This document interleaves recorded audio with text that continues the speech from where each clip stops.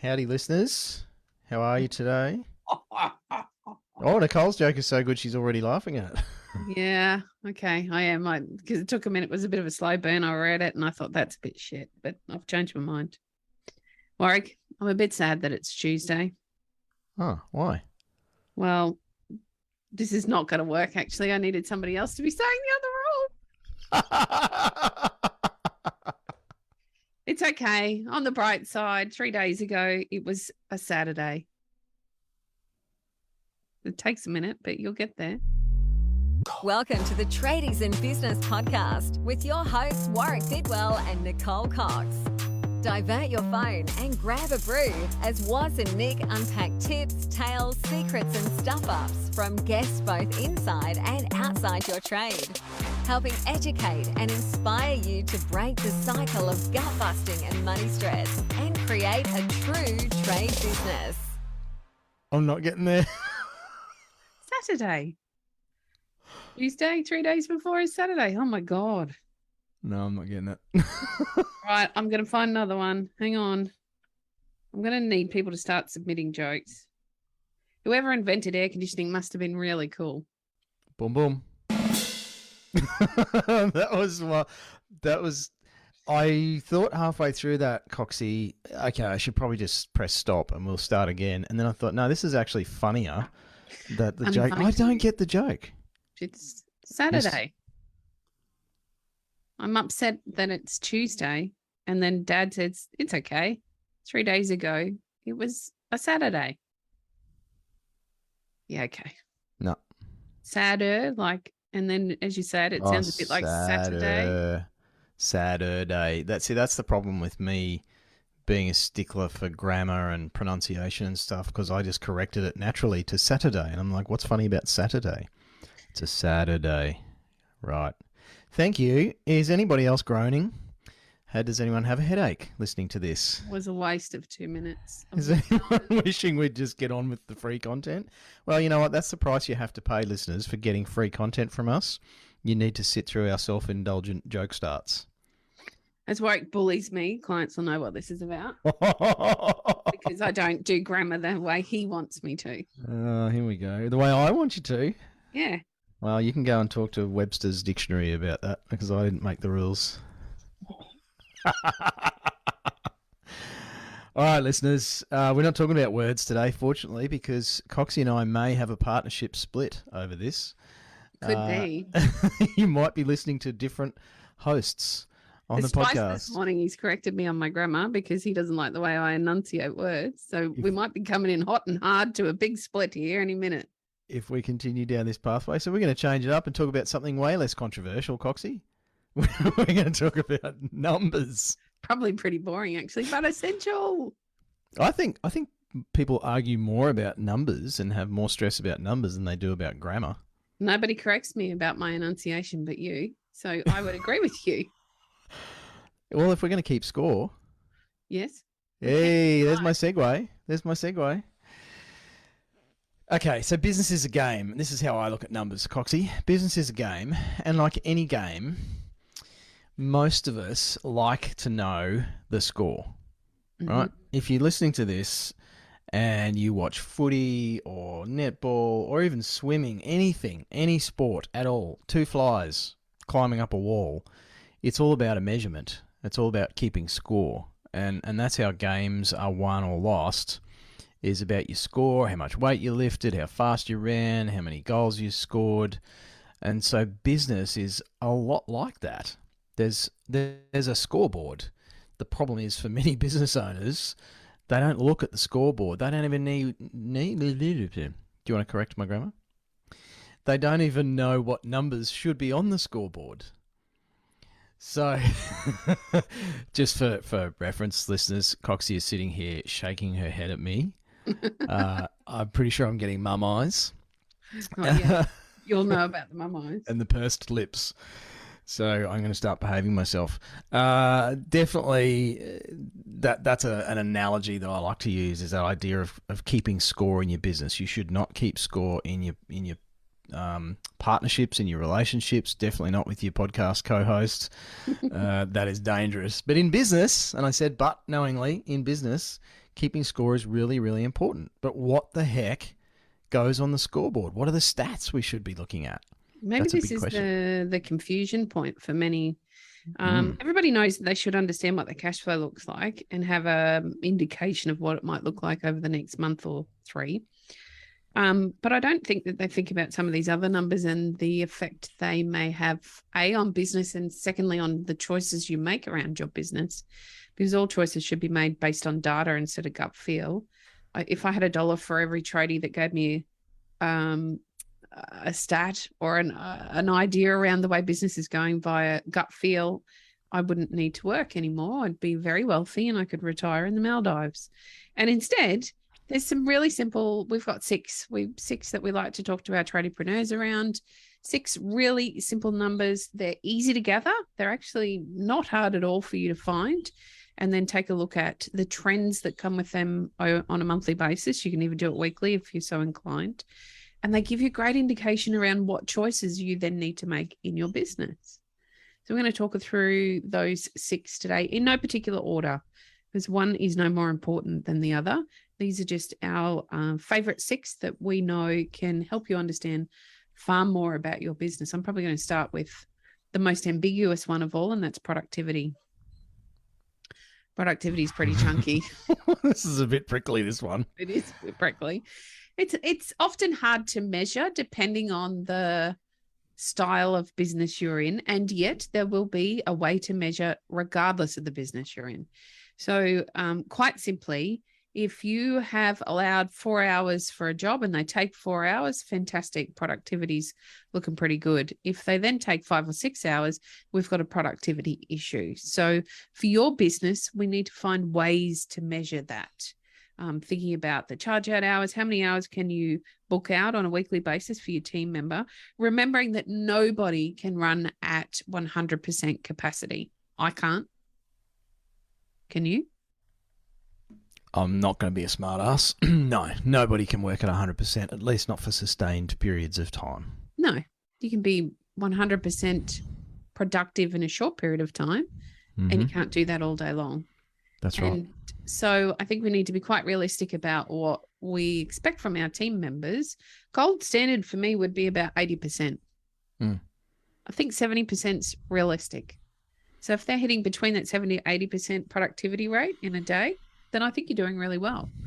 And for you, then the challenge is finding a way to measure that for your business. Now, it might be a bit of a arbitrary exercise to find the way to measure that. And a big part of knowing what these 6 numbers is refining the way we test and measure them, refining what we can do to increase productivity, refining how we look at that measurement and whether it's correct or we feel like we've made a mistake and we need to go back to the drawing board. So working forward, for number 1 on the list of our 6 numbers, in no particular order, is productivity. Wasn't there a show? There was a show like that, wasn't there? There should have been. Anyway, my brain just went somewhere else then. It doesn't sound like a kind of show I would have enjoyed. It was back when I was an accountant. It was like an accountant's game show. I'm only kidding. Lord. Can you imagine if there was a game show with just accountants? Hello to any accountants and bookkeepers listening. I don't think they would listen. It's too frivolous what we do. It wouldn't have got past the pilot.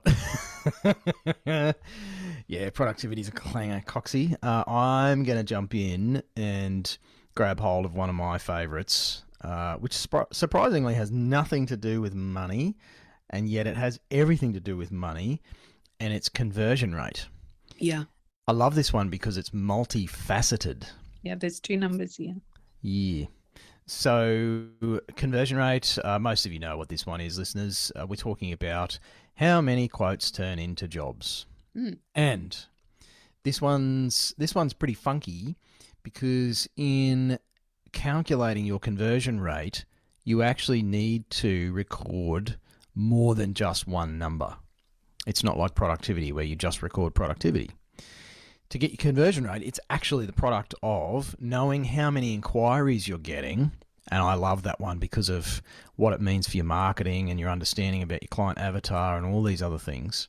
So you need to know how many inquiries or leads that you're getting in, how many of those turn into quotes, and then how many of your quotes actually turn into signed contracts or, going ahead with the job.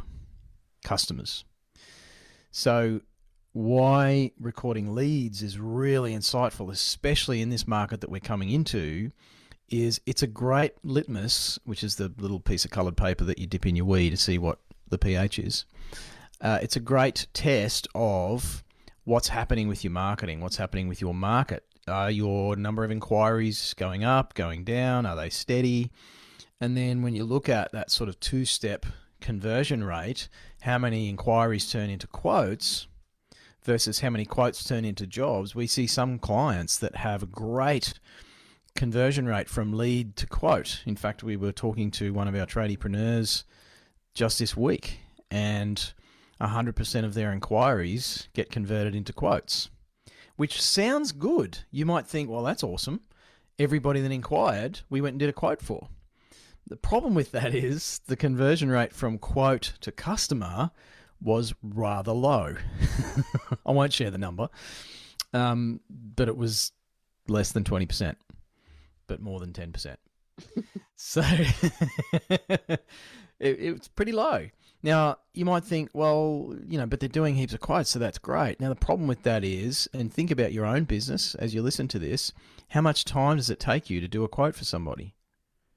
How much money do you spend driving around? How long are you sitting in front of your computer at night trying to get them done? How much stress are you feeling just trying to get through the quotes? Now, if every single inquiry turns into a quote, but only a very small percentage are turning into customers, you're spending a lot of money and time doing quotes that are never going to go ahead. So you're wasting lots of resources in your business and you're missing out on huge opportunity to spend time with your family instead. Sadly, I think a big part of this one, Warwick, dips into the lack of value that our tradies place on their own time. Yeah, 100%. We might do the I guess part of the exercise is when we decide what our charge rate is, but that doesn't actually provide you with a fair value for what you're doing as a business owner, and quoting is a big part of that. So perhaps take a moment to think about what your value is on an hourly rate as a business owner. Most business owners should be $300 to $500 an hour. Blows everybody's mind. Even if you bring it back to your charge out rate and then do some sums around how many potential hours you could save or how many dollars it's costing you to do that. We were able to do this exercise with someone recently and discovered over 10 years they could have bought a Land Cruiser. Well, I think it was more than mine, actually. Yeah. So you worked out in the end. Yeah, that just identifies for you how big the opportunity is here for you to reduce some time, reduce some expense within your business to get a better result. So monitoring those conversion rates is super important. Please take some time to do that.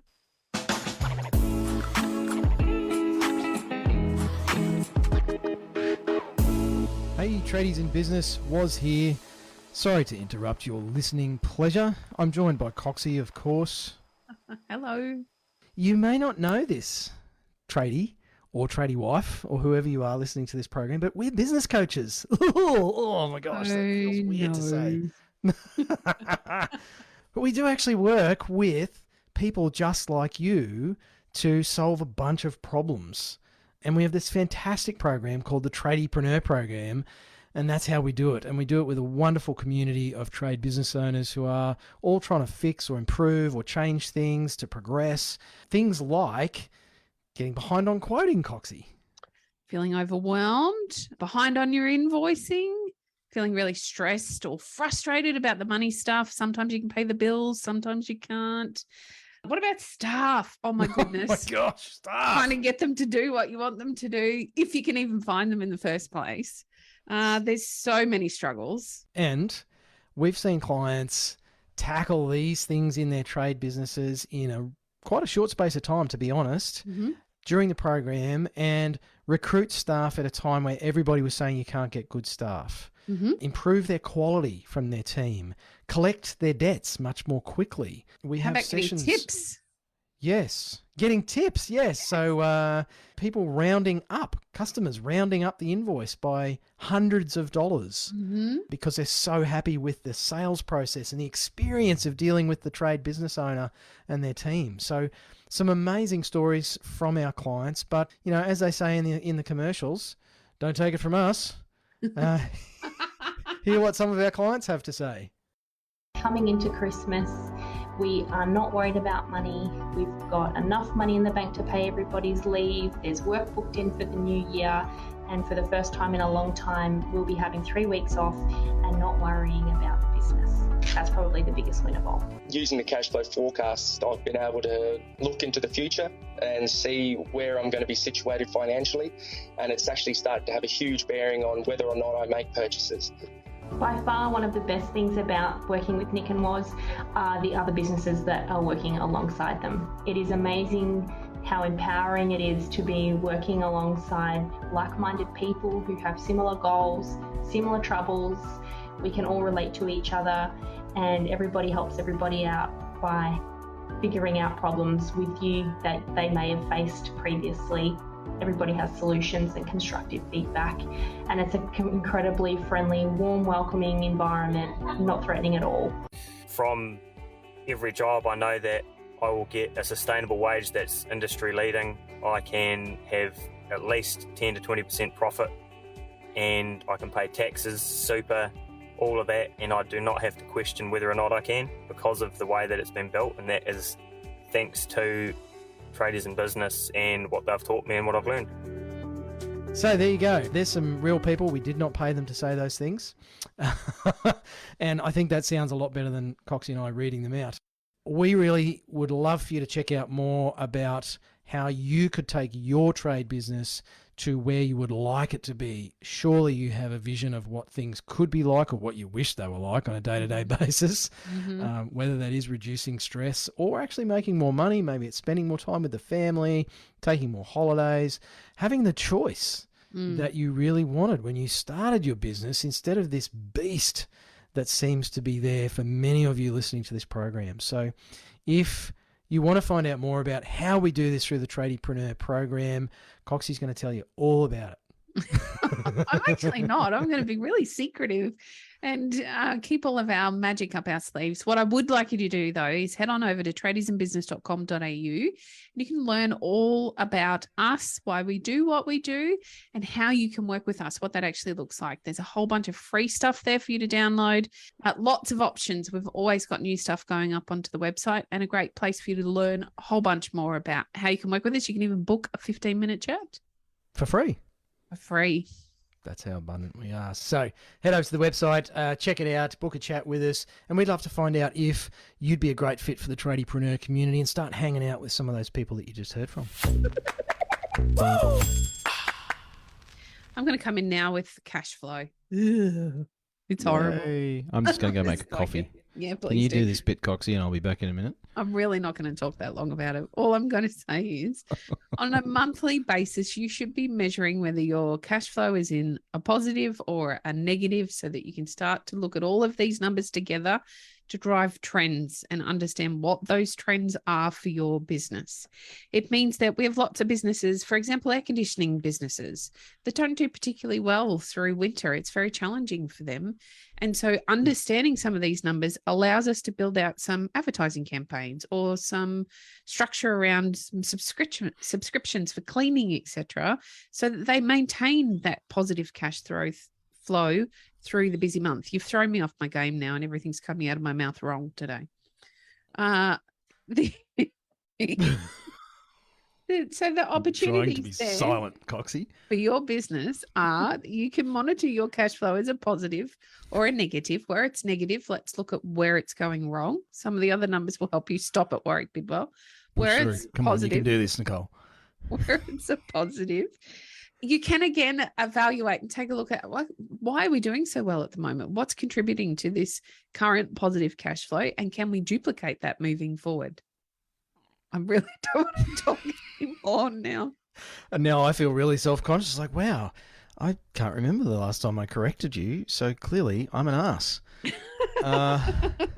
So, Cash, yeah, I wonder, Nick, if we even need to change the terminology for this of cash movement Yeah. or something, because it's just such a yucky headspace when we talk cash flow. Everyone goes, oh, just like we did, jokingly, but it's true.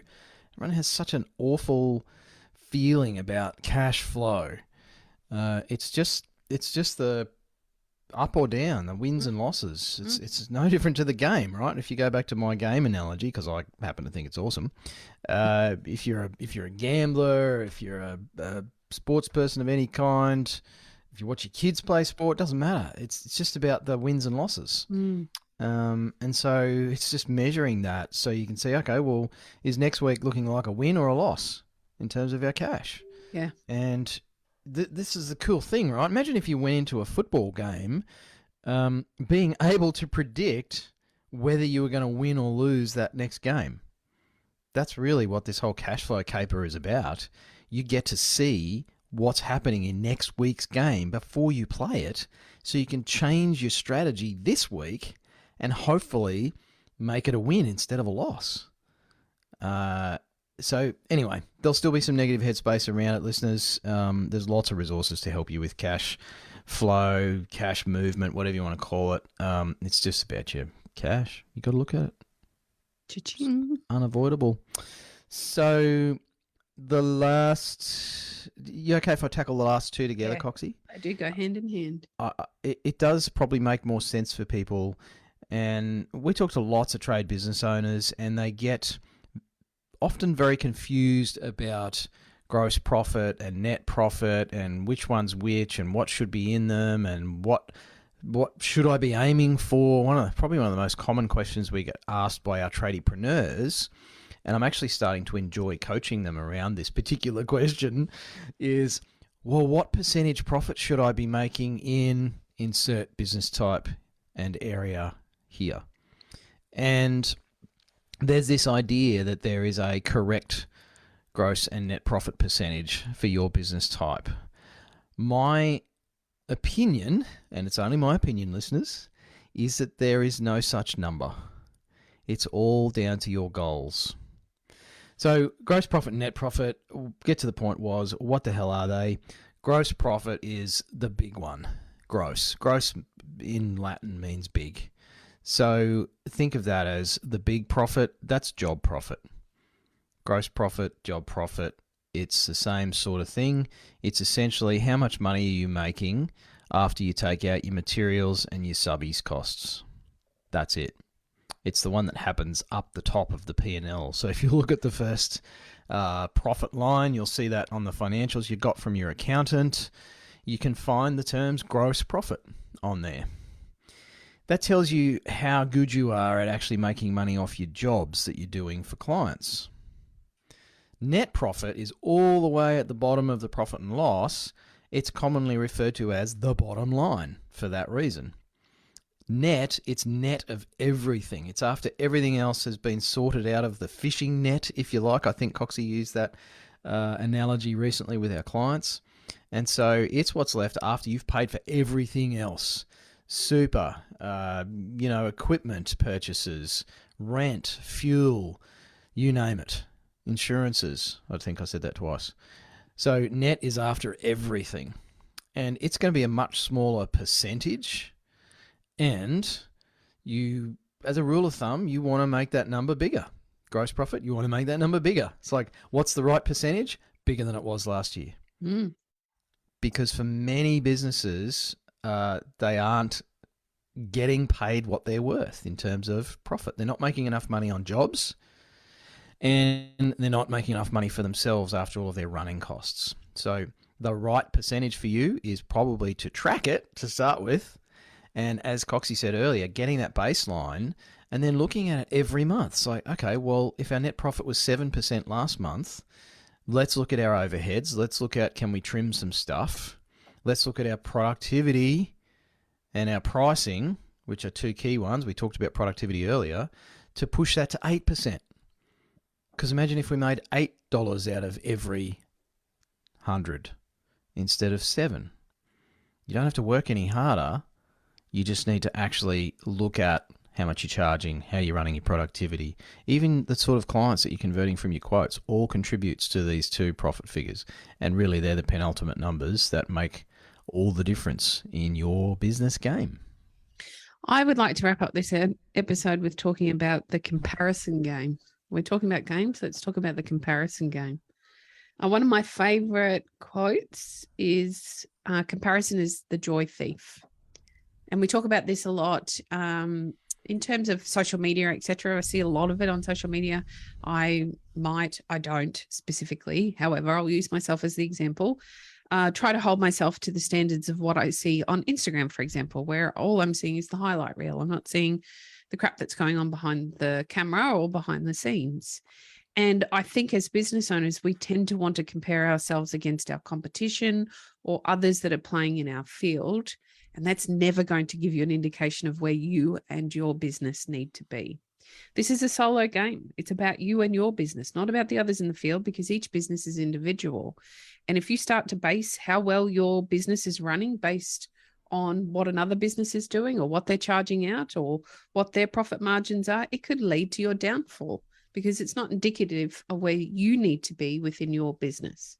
So if you can take 7 lessons out of today, 6 numbers that you need to monitor, and the 7th one being the comparison will get you nowhere. The only person you should be comparing yourself against is yourself and doing better than you did last month. If you can aim for a slight improvement in any of those areas on a monthly basis, you'll see some fantastic results for your business. You'll also have a far better mindset if you're not comparing against everyone around you. It's only going to lead to making you feel pretty crappy about what you do. Well, hopefully that's been valuable, listeners. If you're not sure where to keep all of those numbers, you could write them on a piece of paper and stick it on the wall each month. You could do a simple spreadsheet. It doesn't have to be complicated. You just have to make a start. Don't let perfection get in the way of progression. If you want to get some feedback from other trade business owners, you can go join our Facebook group. Go and head to Facebook. Search Tradies in Business, you'll find our page, and then you can join the group from there. Otherwise, we'll be back at you with some more fabulous jokes and some even better content in the next episode. Thanks for listening. Hooray. You've been listening to the Tradies in Business podcast with Warwick Bidwell and Nicole Cox. Find out more about today's guest, tools for your trade business, and other cool stuff at tradiesinbusiness.com.au.